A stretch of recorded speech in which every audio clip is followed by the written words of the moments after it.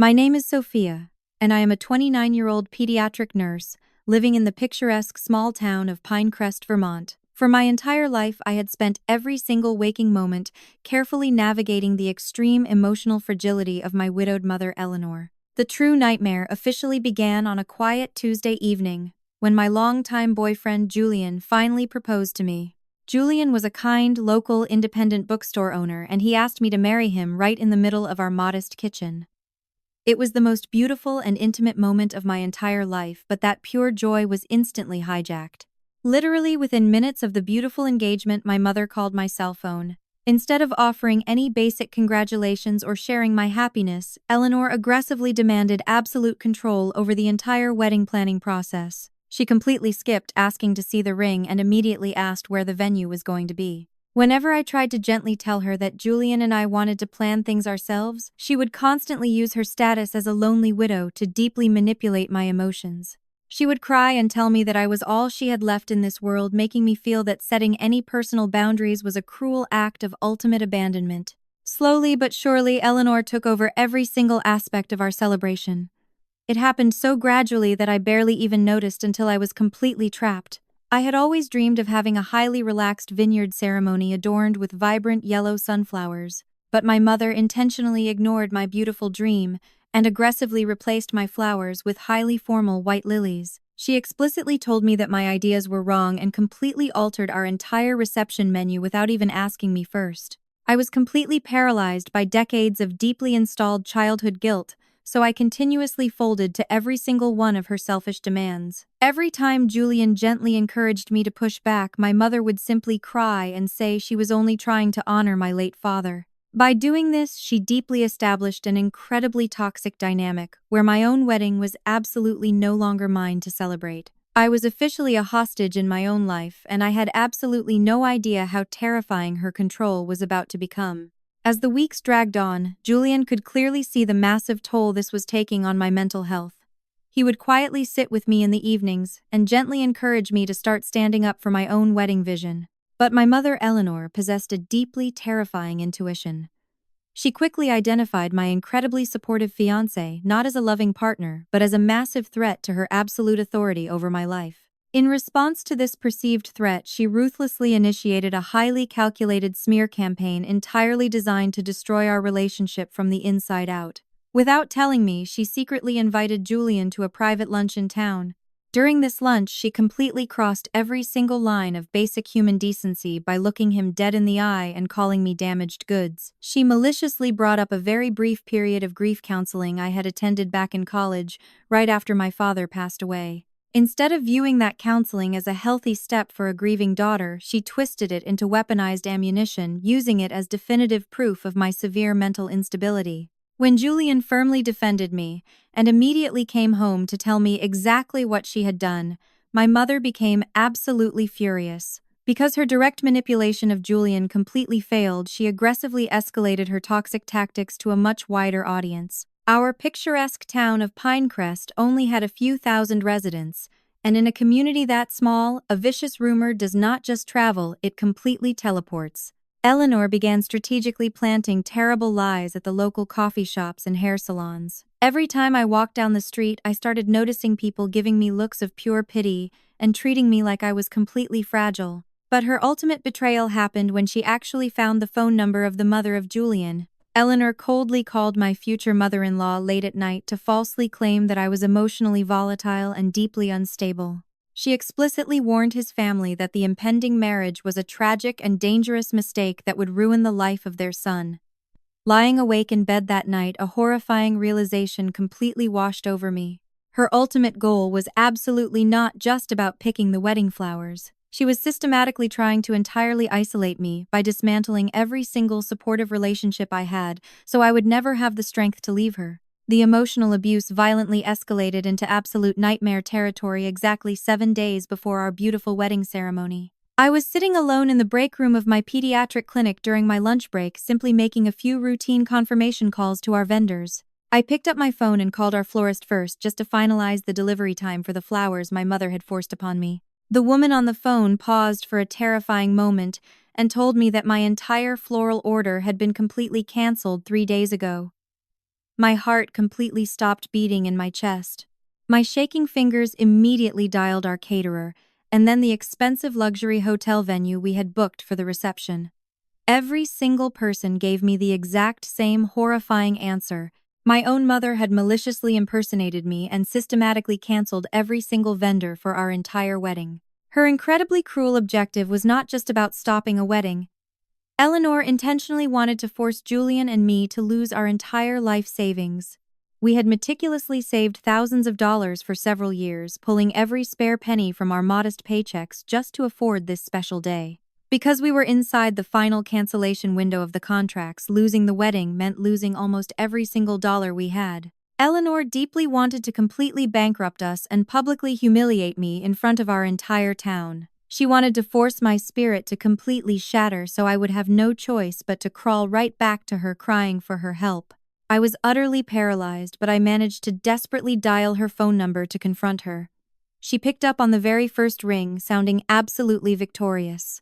When I asked her how she could possibly cancel my wedding, her voice was chillingly cold and completely apathetic. She flatly stated that she had the absolute right to cancel what she personally considered a massive mistake. She arrogantly declared that she raised me so everything about my entire life was officially hers to control, give, or take away. But hearing her say those terrifying words did not make me cry. Instead, that devastating betrayal finally awakened a fierce, cold clarity within me. For the very first time in my life, I realized I was fighting for my survival, and I was completely done playing her twisted game. I was sitting alone in my pediatric clinic, completely surrounded by the wreckage of my dream wedding, when I desperately called Julian. I told him that my mother had maliciously canceled every single vendor, and he rushed over to our apartment that evening. Julian immediately called my fiercely loyal best friend, Maya, to tell her what Eleanor had done. Maya did not sound shocked at all when she heard the horrifying news. She simply told us to wait and promised she would be over shortly. When Maya finally walked through our front door, she was carrying a massive, thick folder under her arm. She sat down at our kitchen table and looked me dead in the eye. In my darkest moment of absolute despair, she stepped in with a miraculous revelation that would completely change my life forever. Maya gently asked me if I remembered my college graduation ceremony years prior. Of course I remembered it, because my mother, Eleanor, had deliberately ruined the entire day by starting massive public arguments and complaining about my career choices until I cried in the bathroom. Maya had personally witnessed that devastating emotional abuse and literally held my hair back while I wept. She firmly told me that she made a silent promise to herself on that specific day to never let my mother ruin another major life milestone for me ever again. Because she knew exactly how toxic Eleanor truly was, Maya had keenly anticipated this exact catastrophic sabotage. Astonishingly, she revealed that exactly 6 months before the wedding, during the very week my mother began aggressively taking over the vendor phone calls, Maya had secretly started making her own backup plans. She opened the thick folder and pulled out a stack of officially signed contracts. Maya had secretly used thousands of dollars of her own personal savings to construct a massive contingency plan just to strictly protect my happiness. Without my mother ever knowing, she had quietly booked a breathtaking backup venue at a private rustic vineyard located just outside of Pinecrest. But she absolutely did not stop there. Maya had also secured alternative local caterers and independent florists that perfectly matched my original beautiful vision. She showed me the confirmed receipts for the exact vibrant yellow sunflowers and the relaxed dining menu that my mother had previously erased. I sat at the kitchen table completely speechless, while warm tears of pure gratitude streamed down my face. Maya possessed incredible foresight and operational brilliance, but most importantly, she possessed a profound, unconditional love for me. She had silently provided an invisible safety net that perfectly caught me when I violently fell. Through her incredible actions, my devastating family betrayal was instantly transformed into an incredibly powerful testament of true friendship and ultimate survival. Completely unaware that I had access to a fully funded secret backup plan meticulously orchestrated by my best friend Maya, my mother desperately continued to escalate her toxic behavior. She wanted to ensure total destruction of my life because she truly believed she still had absolute control over the situation. On a quiet Thursday afternoon, exactly 4 days before the ceremony, she boldly marched right into the busy pediatric clinic where I worked as a nurse. I was standing in the hallway, simply doing my job, when she deliberately created a highly humiliating public scene. She spoke loudly enough for all my coworkers and waiting families to hear, falsely implying that I was having a severe mental breakdown. She put on a fake, wounded expression and told my colleagues she was deeply worried about my stability, attempting to humiliate me in my professional environment. I calmly asked her to leave the building, but the emotional damage was already done as people stared at me in shock. But Eleanor was absolutely not finished trying to ruin my life.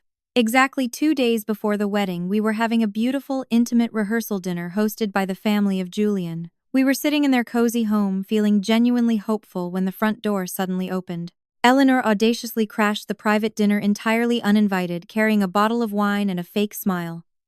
She stood right in the middle of the room, attempting to loudly mock our impending marriage to his entire family. She arrogantly raised her glass and made a cruel public toast, suggesting Julian was making a massive mistake tying himself to me, but she severely underestimated the fierce loyalty of his family. The highly protective mother of Julian immediately stood up, walked right over to Eleanor, and firmly kicked her out of the house. She explicitly told my mother that her toxic behavior was absolutely enough and ordered her to leave the property immediately. Later that exact same Friday evening, my mother committed her final desperate act of extreme emotional manipulation. I was sitting safely with Julian and Maya when my phone suddenly buzzed with a shocking screenshot sent from a coworker. Eleanor had maliciously posted a completely fabricated story to her hundreds of social media followers. She actively begged our small town of Pinecrest for prayers, openly lying to the public that I was rushing into a highly dangerous marriage strictly against medical advice. There was absolutely no medical advice, but it was an incredibly blatant and highly public lie, deliberately designed to paint me as completely insane. Reading that terrible post did not make me cry at all. Instead, that massive public lie completely severed any remaining emotional ties I had left for my abuser. Maya gently took my phone away and firmly told me not to respond because the truth would soon speak for itself. I finally realized that fighting with her was exactly what she wanted. So instead of desperately defending myself online, I consciously chose complete silence over any further engagement. I was no longer a terrified hostage, and I was finally entirely focused on walking down the beautiful aisle to the man I truly loved. On the beautiful sunlit morning of our wedding, I woke up feeling entirely different because for the first time in my entire life, I was absolutely not terrified of what my mother was going to do next. I walked out into the living room and found my fiercely loyal best friend Maya already awake and brilliantly executing her covert operation with absolute military precision. She was pacing back and forth across the floor, holding a highly detailed printed spreadsheet and making personal phone calls to all of our invited guests. She smoothly redirected every single person to the stunning new private vineyard address just outside of Pinecrest. To prevent anyone from asking too many questions, Maya brilliantly framed the sudden location change as a delightful surprise venue upgrade for the bride and groom. By late morning, she had successfully confirmed the attendance of almost every single guest on our list. However, there was one specific person who was intentionally left entirely in the dark. My mother Eleanor received absolutely no text message and no phone call. As far as she knew, our wedding was still officially set for the utterly empty luxury hotel ballroom that she had maliciously canceled just a few days prior. When I finally arrived at the breathtaking rustic vineyard later that afternoon, I was completely overwhelmed by the profound beauty of what Maya and Julian had secretly created for me. The private estate was absolutely stunning, with lush green vines stretching out under the bright Vermont sky. But the most emotional part was seeing the exact vibrant yellow sunflowers that my mother had cruelly erased, proudly displayed everywhere. They were lining the beautiful walkway and decorating the rustic wooden archway where we were supposed to stand. As I looked closer at the seating arrangement, I realized that our guests were sitting on beautiful antique wooden chairs. Julian later told me that he had secretly restored every single one of those chairs by hand in the back room of his bookstore over the past 6 months just to make sure our special day was absolutely perfect. He had been quietly building our beautiful future while my mother was desperately trying to destroy it. When the acoustic music softly began to play, I took a deep breath and began walking down the aisle. I looked around at the faces of our friends and family, and I did not see any of the pity or confusion that my mother had tried to spread through her vicious rumors. Instead, I was completely surrounded by profound love and genuine support. When I finally reached the end of the aisle and took the hands of Julian, I felt an overwhelming sense of ultimate peace wash over my entire body. I was finally experiencing a monumental and deeply emotional life celebration that was completely free from the suffocating expectations and toxic control of my mother. Nobody was walking on eggshells to manage her fragile emotions, and nobody was waiting for her to cause a massive dramatic scene. In that beautiful sunlit vineyard, I looked into the eyes of the man I loved, and I finally reclaimed my own stolen life, proving that true resilience will always triumph over toxic manipulation. While I was joyfully exchanging my heartfelt vows with Julian under the swaying green trees of our beautiful hidden vineyard, a completely different scene was unfolding just a few miles away. I would later learn all the specific details of this highly dramatic moment from a confused, distant relative. My mother Eleanor triumphantly arrived at the original luxury hotel venue right around the exact time our ceremony was originally scheduled to begin. She was dressed impeccably in a highly formal navy blue gown, fully expecting to walk into a scene of absolute chaos and utter despair. She confidently stepped out of her pristine silver car, truly believing she was about to witness her ultimate victory over my independence. In her deeply twisted mind, she fully expected to find me weeping in ultimate humiliation, completely shattered by the canceled vendors, and desperately begging for her immediate maternal help. But instead of finding a panicked bride and a massive crowd of angry guests, my mother was met with the deafening silence of a completely deserted hotel parking lot. As she quickly walked closer to the massive ballroom doors, she realized there were absolutely no large white event tents and no beautiful floral arrangements waiting for her. There were no confused guests milling about the main entrance, and absolutely no sign of a wedding happening anywhere on the entire luxury property. The horrifying realization slowly dawned on her as she stood completely alone in the sweltering afternoon heat. The massive psychological power play she had so meticulously planned had entirely backfired. She had intentionally canceled my wedding to loudly prove that she controlled my entire universe, but my universe had simply moved forward without her presence. Desperate to immediately regain her lost control and figure out exactly what was happening, Eleanor frantically pulled out her cell phone. She aggressively called my phone number first, but it rang 5 times and went straight to my voicemail. Then she desperately called my best friend Maya, hoping to scream at her, but that call also went directly to a silent voicemail box. Deep panic began to completely consume her as she rapidly scrolled through her long list of contacts and frantically dialed dozens of other invited guests. She even tried calling the fiercely protective mother of Julian, but every single call she made was intentionally sent straight to voicemail. Nobody was answering her demanding phone calls because every single person she desperately tried to reach was currently standing in a beautiful, rustic vineyard watching me kiss my new husband. For the very first time in my entire 29 years of life, my mother was entirely isolated in an empty space. She stood in the middle of that deserted parking lot, completely stripped of her absolute power and her captive audience. She had deliberately tried to build a dark prison of emotional isolation for me, but in a beautiful twist of poetic justice, she had accidentally locked herself inside of it instead.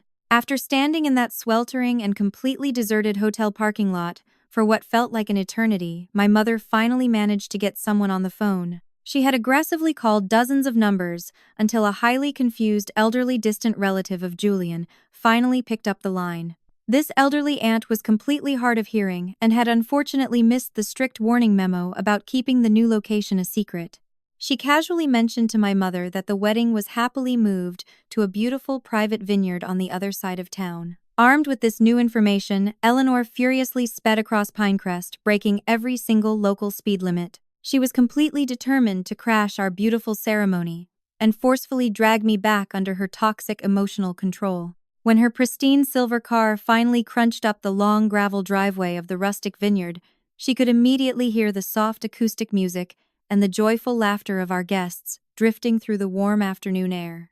She aggressively marched toward the beautiful entrance, fully prepared to cause a massive scene and completely ruin my perfect day. However, my fiercely loyal best friend Maya had thoroughly prepared for this exact frantic scenario. As my mother approached the heavy wooden gates, she was firmly stopped by a towering, professionally trained security guard holding a strict clipboard. Eleanor put on her usual commanding voice and demanded to be let inside immediately, loudly declaring that she was the mother of the bride. The security guard remained entirely calm and professionally scanned his printed guest list. He then looked her dead in the eye and explicitly informed Eleanor that her specific name was absolutely not authorized for entry. My mother tried to argue and push her way inside, but the guard physically blocked her path. Standing helplessly outside those wooden gates, Eleanor was violently forced to watch from a distance as her youngest daughter celebrated a beautiful, joyous wedding entirely out of her toxic control. She could clearly see me smiling in my white dress, surrounded by the exact vibrant sunflowers she had maliciously tried to destroy. But the ultimate poetic justice was just about to happen. To make her profound defeat even more permanent, Maya had secretly invited a local news crew to film a heartwarming community segment about our rescued wedding. As my mother stood at the gates, throwing a desperate tantrum, the television camera slowly turned and captured the exact moment her perfectly crafted public mask completely cracked and crumbled on camera. The entire town would soon see the true face of the devoted widow she always pretended to be. Utterly defeated and publicly exposed for the very first time in her entire life, she had absolutely no choice but to turn around, walk back to her car, and silently drive away. After my mother silently drove her pristine car away from the vineyard gates, the social consequences of her shocking cruelty crashed down upon her incredibly swiftly. Exactly 1 week after our beautiful ceremony, the local television news broadcasted the highly emotional segment filmed by the camera crew Maya had secretly invited. The heartwarming news piece focused entirely on a supportive community coming together to successfully save a wedding from severe family sabotage. The television reporter kept it highly professional and never explicitly said the name of my mother on the air. However, in a tight-knit town like Pinecrest, where everyone knows your business subtraction is simply identification, and the entire community immediately did the math, the public broadcast instantly destroyed the carefully crafted reputation Eleanor had spent decades building. For my entire life, her main social currency in our town was playing the untouchable role of the highly devoted and deeply sacrificing widow. But overnight, that false public mask was completely shattered. Within a matter of days, she received polite emails forcing her to take an immediate leave of absence from her prestigious town committees. The exact same friends she had maliciously gossiped to at the local hair salons actively began to shun her and completely stopped returning her phone calls. Her ultimate power play had successfully isolated someone, but she was the one left entirely alone. Meanwhile, I woke up the morning after my beautiful wedding feeling an overwhelming sense of ultimate peace.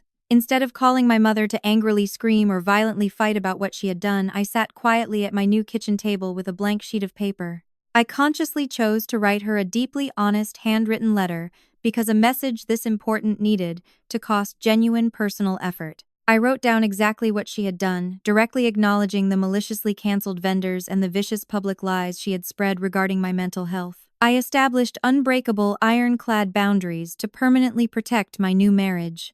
I explicitly wrote to her that love without firm boundaries is absolutely not true love, but rather a deeply toxic form of emotional captivity. I did not demand an immediate apology because I knew her pride would never allow it. Instead, I firmly demanded that Eleanor seek intense professional psychiatric therapy to address her deep issues regarding control. I made it incredibly clear that actively participating in professional therapy was my absolute strict condition before any future relationship between us could ever be safely considered. I calmly folded the paper, placed it in a blank envelope, and had a trusted relative hand deliver it to her front door. For the very first time in my 29 years of life, I was completely free from her suffocating shadow, and I finally held the only key to my own future. In the weeks following the delivery of my strict handwritten letter, Julian and I focused entirely on rebuilding our practical lives. We absolutely refused to simply walk away from our hard-earned money. Using the meticulously gathered evidence of my mother maliciously impersonating me, including saved voicemails and forged email chains, we successfully fought back. We presented this undeniable proof to the original companies and officially reclaimed the vast majority of our stolen vendor deposits. Finally free from the heavy and suffocating shadow of my abuser, I proudly continued my deeply fulfilling career as a pediatric nurse. Meanwhile, the viral local news story about our rescued wedding actually brought a massive influx of highly supportive new customers to the independent bookstore Julian owned. Our beautiful future was finally beginning to flourish just as my mother had always feared. Exactly 6 months after our highly dramatic wedding day, I came home from the clinic to find a mysterious unmarked envelope quietly left on my front porch.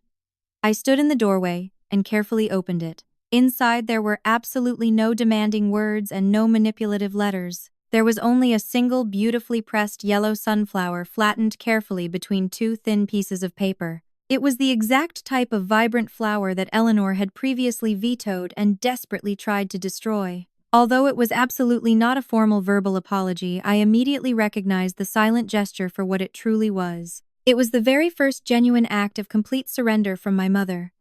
I did not call her, but I simply placed the preserved flower on my living room shelf, finally at absolute peace, knowing my beautiful life was entirely my own. Looking back at the absolute wreckage of that year, and the beautiful life Julian and I have built since then, I have learned an incredibly profound lesson. If you have someone in your life who constantly uses love like a heavy leash and makes you feel intensely guilty for simply being happy, I want you to listen carefully. Setting firm boundaries to protect your own peace is absolutely never a selfish betrayal. Walking away from a toxic parent who refuses to respect your independence is a highly necessary act of human survival. You completely deserve to exist and build your own beautiful life without constantly asking for their toxic permission. If my deeply personal journey toward freedom resonated with you today, please take a moment to hit that like button and actively share this video with anyone who might currently feel trapped in their own toxic family dynamic. Please subscribe to the channel to hear more powerful stories of survival and justice. I would truly love to know your thoughts in the comments below, so please tell me if you have a fiercely loyal best friend like Maya in your own life. Thank you so much for watching my truth today, and always remember to bravely choose your own happiness.